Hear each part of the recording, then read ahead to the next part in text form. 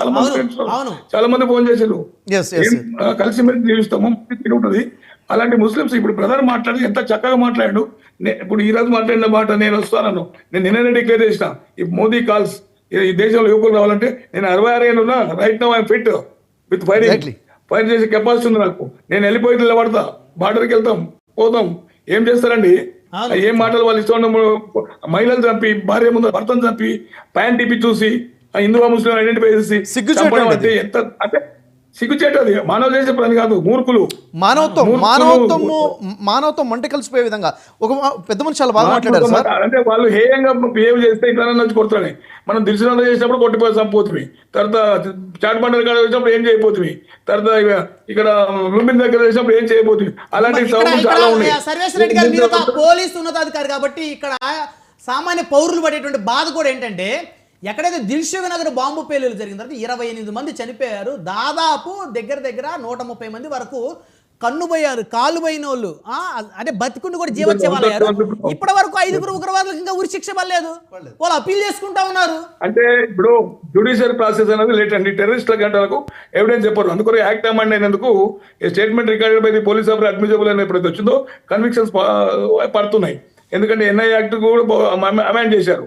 BJP government నుంచి చేస్తుందండి. మోదీ గారు కానీ వీళ్ళ టీం బాగా చేస్తుంది, అజిత్ దోవల్ గారు కానీ.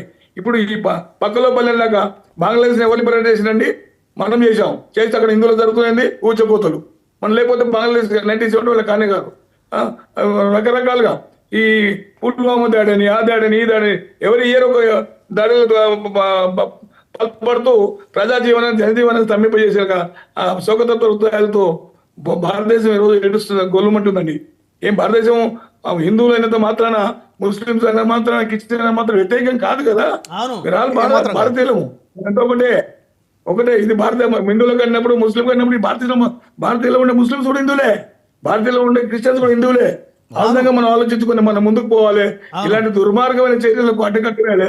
ఈసారి గానే ప్రభుత్వం సినెట్ యాక్షన్ మళ్ళీ లేకుండా దెబ్బ కొట్టకపోతే, ఈ ముష్కర మొక్కలు గాన అణిచివేయపోతే, టోటల్ గా ఎరాడికేట్ చేయకపోతే, ఎలగొట్టకపోతే, మళ్ళీ ఇటువంటి చిన్న సంఘటనలు క్రియేట్ చేసి, హృదయ విదారకమైన సంఘటనలు క్రియేట్ చేసి భారత అస్థిరతను దెబ్బతీయడానికి కానీ వాళ్ళకేం లేదండి.